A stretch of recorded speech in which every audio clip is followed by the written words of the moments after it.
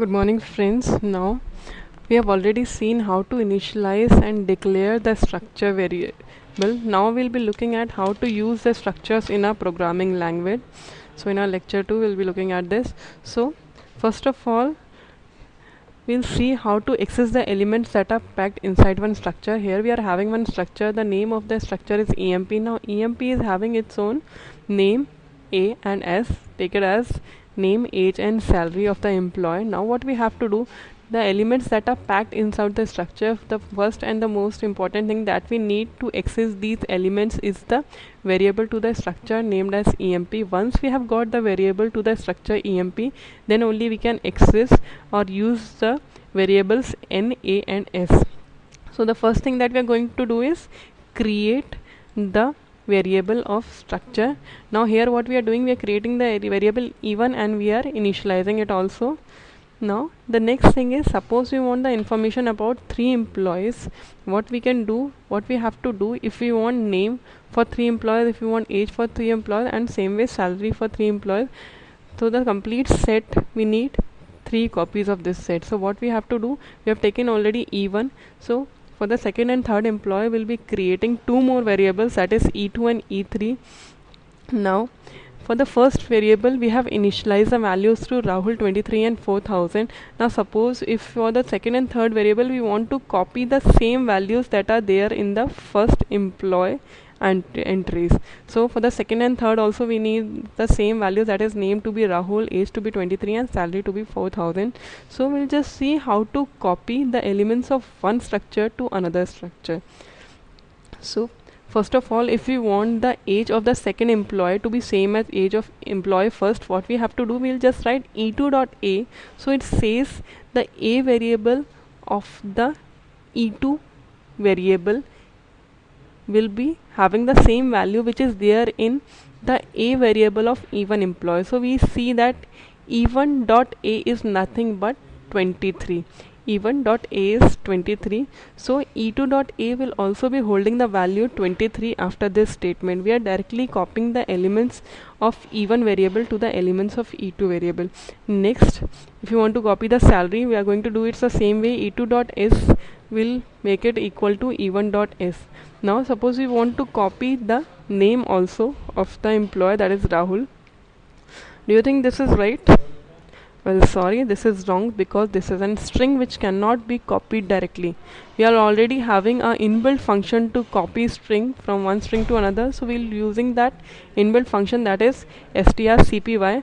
After that we'll be writing e2.n and e1.n here. So whatever values there is in e1.n will be copied to e2.name n. So the name of the second employee is also going to be Rahul now.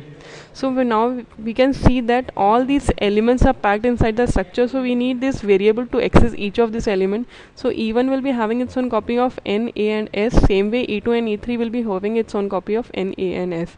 And for accessing the copy of E2 we need the variable E2, after that dot operator. Now this dot operator is giving the access to N of E2. So we have to write the name of the variable, structure variable, after that dot operator which will be connecting it to the variable of the structure employee. So this dot operator is very important. It is connecting the element inside the structure to the variable of the structure. Now this is how we copied all the elements one by one. If we want to copy all the elements of one variable to all the elements of another variable, that is n, a and s, a and s of E1, if we want it to be copied to n, a and s of E3, we can directly write E3 is equals to E1. So now if we want to print the values that are there in E3, if we want to print the name, age and salary of E3, how we can print it? For first thing, that is string, what we have to do, we can write E3 dot n. After that we can write e3.a and e3.s. So now we have seen even if we want to make some changes to the these variables, even if we want to print these variables, or even if we want to take these variables as input, we need the structure variable. Through structure variable only, using the dot operator, we can access these elements that are packed there in structure. So this is known as copying at one shot, while one by one copy is known as piecemeal copying. Now we'll see how to copy array. Till now we have seen how to use arrays. So in arrays what we used to do is, suppose we are having one array A of size 10 and array B of size 10. If all the elements of A are supposed to be copied to B, we write this statement, but the positions vary from 0 to 9. So using the loop, this is how we'll be copying all the elements of array A to array B. But if we are using structure, this could be done in one shot. There is no need to copy the elements one by one position wise. What we can do, suppose we are having structure Z in which we are having array ARR of size 10. We have a variable A of structure Z, which is holding the values. We have initialized the value for A, so all these 10 values will be going to ARR 10, this array. Now if we are having one more variable of structure Z, B, and we want to copy all the elements of A to B, we can directly write B is goes to A. So whatever elements are there in A will be copied to B in one shot.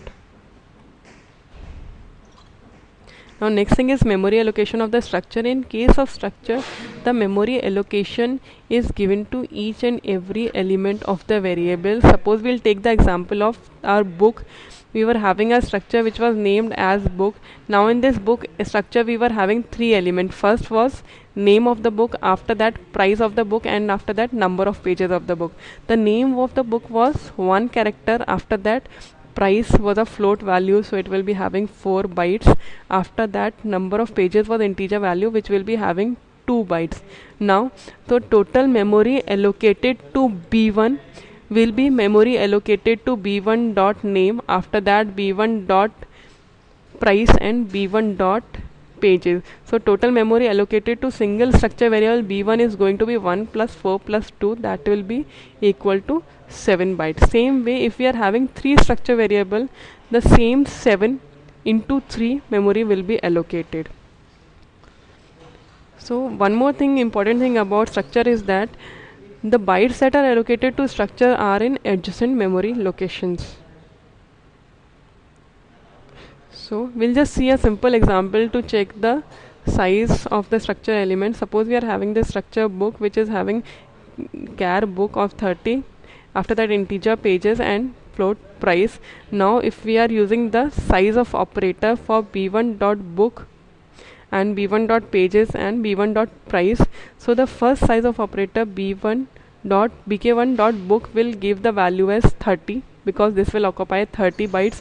After that bk1 dot pages will hold 2 bytes. After that bk1 dot price will be holding 4 bytes. Now if you want to print the size of bk1 as a whole, it is going to be something like 30 plus 2 plus 4. So the output for the given program will look something like this.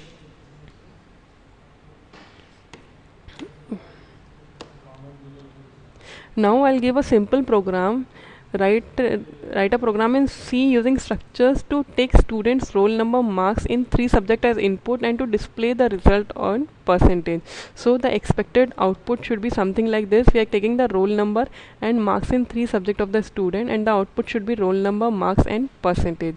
So I'll leave this to you people, and I hope whenever you are coming for the next class, you will be coming with the solution to this. Thank you very much.